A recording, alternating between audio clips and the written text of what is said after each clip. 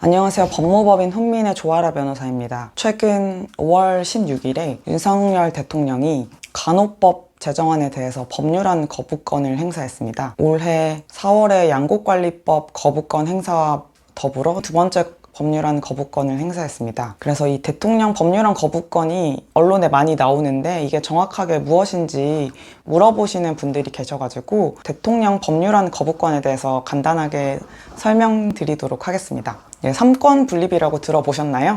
이제 국가 권력이 있으면 입법권, 사법권, 행정권 이렇게 세 가지로 분리를 해서 서로 견제를 통해서 권력 남용을 막고 국민의 권리와 자유를 보장하기 도록 한 것이 3권 분립입니다. 입법은 법률을 제정하는 곳, 행정은 법률을 집행하는 곳, 사법은 법률을 적용하는 곳, 간단하게 보시면 됩니다. 우리나라의 경우에도 헌법에서 3권을 분리해두고 있습니다. 40조에서 입법권은 국회에 속한다. 66조 제4항에서 행정권은 정부에 속한다. 101조 제1항에서 사법권은 법원에 속한다. 이렇게 세 가지로 분리를 해두었습니다. 그리고 이렇게 세 가지로 권력을 분리한 것 이외에 이제 서로 견제를 할 수 있는 장치가 있어야 되니까요. 그 장치들을 마련해 두고 있는데요. 그 중에서 정부가 국회를 견제할 수 있도록 하는 장치가 바로 이 대통령의 법률안 거부권입니다. 법률안은 원칙적으로 국회에서 제정을 하게 되는데 제적의원 과반수 출석에 출석의원의 과반수 찬성으로 의결이 됩니다. 이 의결된 법률안은 이 정부에 이송이 돼가지고 15일 이내 대통령이 공포를 하도록 되어 있습니다. 그런데 헌법에서는 국회가 함부로 입법을 하지 못하도록 하기 위해서 공포를 하는 대신에 5일 이내 이 법률안에 이의가 있을 때는 이의서를 붙여가지고 국회에 다시 의결을 해달라 이렇게 제의를 요구할 수 있게 됩니다. 이게 바로 대통령의 법률안 거부권입니다. 국회에 법안을 보내면서 재의결을 요구하는 방식으로 거부권을 행사할 수 있는데요.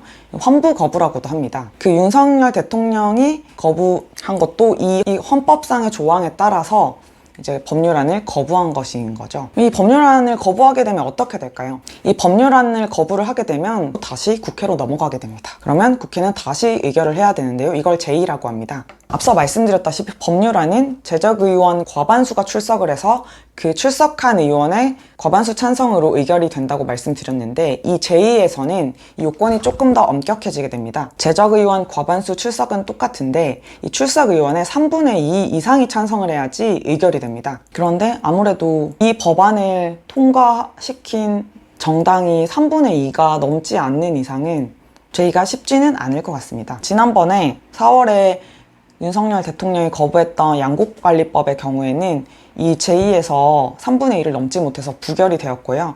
간호법의 경우에도 이 제의를 기다리고 있습니다. 간호법은 논쟁이 뜨거운데요. 어떻게 될지는 지켜봐야 될 것 같습니다. 대통령이 공포도 하지 않고 제의 요구도 하지 않는다. 그러면 어떻게 될 것이냐? 이것도 헌법에 규정되어 있는데요. 헌법에서는 그 15일 이내에 대통령이 공포를 하지 않거나 제의 요구를 하지 않는 경우에 15일이 지나면 확정이 된다. 이렇게도 규정을 해놓고 있으니까 참고하시고요. 대통령 거부권이 뭔지 간략하게 말씀드렸고요. 역대 대통령이 스스로 거부권을 행사했던 경우가 어느 정도 되는지 좀 찾아봤는데요. 이승만 대통령이 45건, 박정희 대통령이 5건, 노태우 대통령이 7건, 노무현 대통령이 6건, 이명박 대통령이 1건, 박근혜 대통령이 2건 이렇게 거부권을 행사를 했습니다. 참고하시라고 말씀드렸습니다. 오늘은 대통령 법률안 거부권에 대해서 소개해드렸습니다. 궁금한 점 있으면 댓글로 달아주시고요. 다음번에는 좀 더 재밌고 유익한 내용으로 찾아오도록 하겠습니다. 이상입니다.